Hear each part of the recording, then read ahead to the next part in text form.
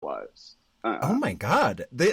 You really drew a straight line between Russian culture and trains, nonetheless, and feminine studies. That's actually incredible. I am totally shocked by that. I have a question. As somebody who's into like trains and transport, do you have? Come on, Pete Buttigieg.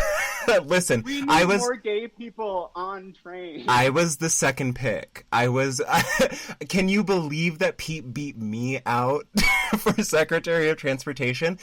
Simply because I told them that they should be decorating their stations with porcelain? It's ridiculous.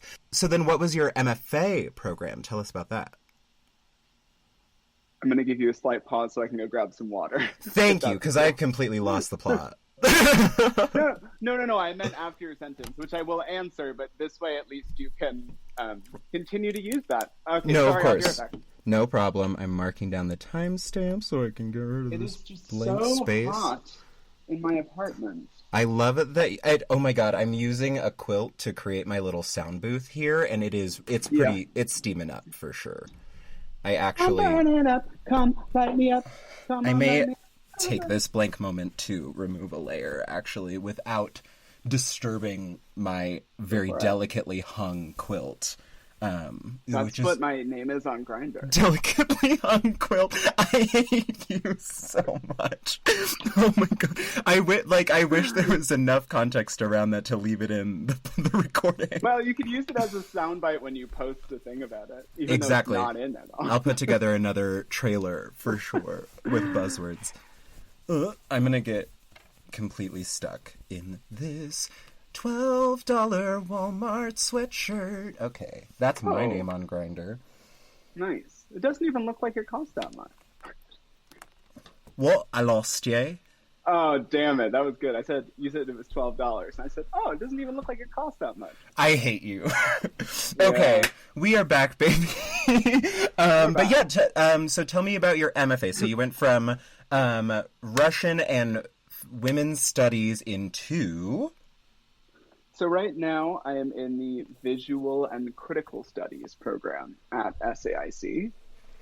I will be done in May. So congratulations. Lord knows what's happening after that. Well, hopefully, thank you. I am applying to PhD programs right now. A lot of them are not taking applications because of COVID, so we don't know what the world's going to look like even in May. Nonetheless. That's the problem is, like, this year I really got myself in a mental space to be like, oh, I know who I am, I have things I'm interested in, I would love to, like, go to school again, but, like, COVID-wise, it's financially and emotionally not worth it, period, no matter where you go. So, like, academia seems like a rough spot to be in. Not you're crying. Yikes. A little. Well, in my defense, PhDs are fully funded for a large part. Exactly, that's a different situation. And so it actually would be me getting paid. Well, there you go. Which would be nice. Hello. My original plan, we're totally moving. Well, now this is about drag. My original plan was not to apply immediately because in March I was like, oh, dope. The way this is going now, like, I can take a year off after SAIC and just do drag in Chicago. And that's exciting. Well, so now you've decided to instead reinvest. Yeah. No, totally fair. Yeah, because online it's not like, it's not really... it's not as fulfilling. Yeah, it's not fulfilling. And it's not also much of anything. You know what, Ed, let's just introduce the topic for the listeners, because we are shaking the gates. So the topic is what is a fruit? We're going to talk about seeds. Yeah. Seeds, androgens. It was supposed to be funny and it wasn't funny. Okay, it wasn't funny. Okay, so with every episode, I want to pick my guest's brain about what they're interested in, about rabbit holes they've been going down, topics that they have been obsessed with, especially during this crazy year of 2020.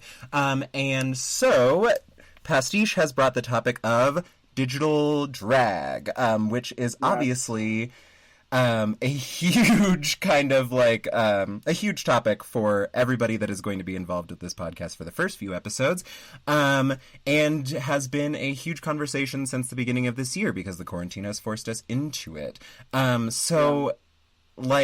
We obviously started with Turbo Pageant. Like, for me, that was like my first experience with creating anything like a music video. Did you have any digital drag experience pre-quarantine? Were you making videos, filming things at all? No, not even a little bit. Because that seems to be the general consensus, that it's like, well, we all have to get our video shit together, call our gay producer friends, and ring them in. So yeah, talk a little bit about that. Like, what was your process with Turbo Pageant as far as starting digital drag, like learning the video aspect of it, the likes, the hates, and how that's played out? Well, the very first digital number that I did was for my show, Iconic. The first digital one that we did, which was in April. Iconic being an iconic drag show that each installment centers around a particular album. What album was it? Oh shit! Emotion. Got it. Oh yes, Carly Rae Jepsen, of course. Yeah, I couldn't think of her name. Not to be consoled or anything by the gays, but like truly, when I think of Carly Rae Jepsen, at least 3 or 4 names come to mind before hers, like Charlie XCX, any one of these girls. Literally, Charlie XCX. I was like, that's not who it is. It's not Charlie. It was in pop too. Yeah. Right. So your first one was for Emotions. What was the song? Tell us about the video. What was the song? The song was Favorite Color. Okay. The video was a disaster. It was not something I was happy with in the slightest. And it wasn't a comedy number, and I was just like, well, you gotta go back to being fucking stupid. Yeah. Nobody likes it when you take yourself seriously. That is such a thing. Okay, as a fellow clown, like, I feel like, we have, like, set the clown aesthetic and the vibe for ourselves, so to such a point that, like, when we try to do something earnest or sexy or, like, cool, that it feels fake to us. Like, is that, or do you feel that same thing? I don't know. I think it feels real to me. Yeah. A lot of the time. Gotcha.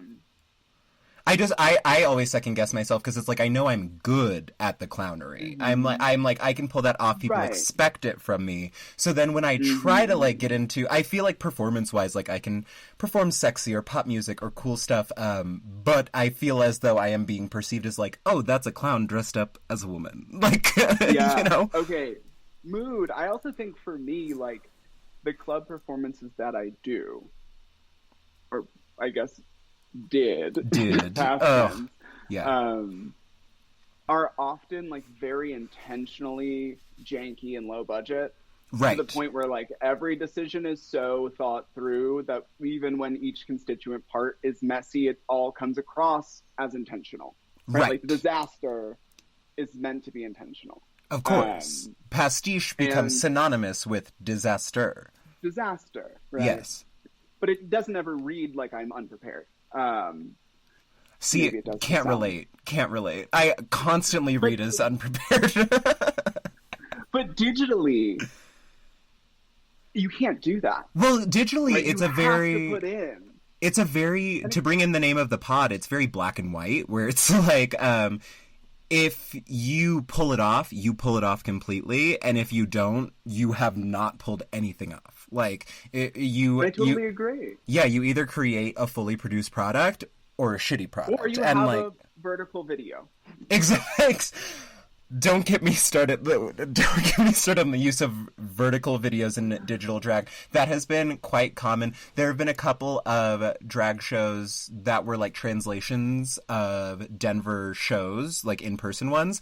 And there were quite a few older queens kind of in the rotation who ended up submitting vertical videos or videos that or of quality that that simply did not work in the digital realm. Sure. I want to give the elders a pass. Well, of course, sure. yeah. Yeah, like literally doing it at all is a huge achievement. But like there were times when, like during Pride season, all of our bars were like trying to lightly reopen, and so they would play the digital show that was also streaming digitally on like a live television, and for it to be vertical, like truly she's this big, like and it's Miss Thing, like 80 years old in the corner of her backyard. Up against like a wooden fence. Yeah, exactly. It just does not translate one bit. So you just had a stroke. So from Carly Rae Jepsen's Emotions, you moved on. When did you feel as though like do you feel at any point you've gotten a handle on digital drag? Because I still feel overwhelmed by it every time I try. How cocky can I be on this fucking podcast right You can now? be no. Listen, I'm giving you the floor to be as cocky as you wish to be. If you have anything to say about it, I'm not sorry. I do believe my science fair number for Turbo Pageant is one of the best digital drag numbers that has been produced. It was completely fucking brilliant. Like, I can absolutely give you that. Like, it really, that theme in general kind of brought out the best in everyone.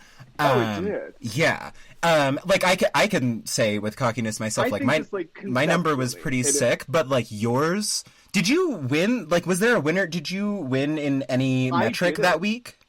Mm-mm. Oh my god, because it was incredible. I'm going to try and link this podcast or this video for the listeners. I feel like such a dick, but I don't ever talk myself up. So. No, like a podcast is the place to talk yourself up 100%. And when I tell you that this is the digital drag number where I was like, oh, I don't have to quit drag. This is kind of fun. Like I loved it so much. And also just. I'm just saying something about you dressed as a monk is something inside me was like, this is right. Like, this is correct, baby. I love that monk character, and I think I want to bring her back. Please bring her back. And that's the thing is I could tell it was a character. Like, you had her thought out. I just thought of maybe this All-Stars idea. Hello. Well, the ultimate challenge would be to bring her back for the themed week, to somehow fit her into that middle section of Turbo Pageant. I need a theme. Anyway, I'm sorry. That's what I'll say. I need a theme. I need a theme. This applies to digital drag. This applies to real life drag. I want a theme because it's like I am more likely to, again, appear unprepared if it's just whatever you want, because I'm going to bring a shitty song from the bottom of my liked playlist on Spotify that nobody likes, but like I'm really excited to be there. I absolutely need a theme. Yeah, and I also think a lot of the things that I do that aren't stupid clownery, I can't put on Twitch. Exactly. They're a little too niche. Yeah, well, but also, like, I can't pierce myself on Twitch. Oh, that's true. Have you done that in a number?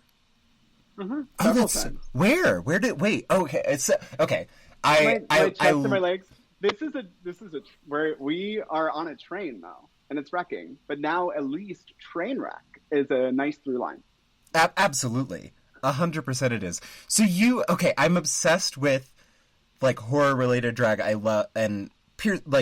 Piercing drag, anything that's like edgy like that, but it absolutely mortifies me to ever do myself. How do you prepare for that even? Like, I can't even scrape my knee on accident without like making a complete scene. How do you prepare to like essentially harm yourself on stage? I have to say, piercing doesn't hurt. I wouldn't staple myself, and there are a lot of girls in Chicago who've stapled themselves and are like, I would never pierce myself because I have to do it.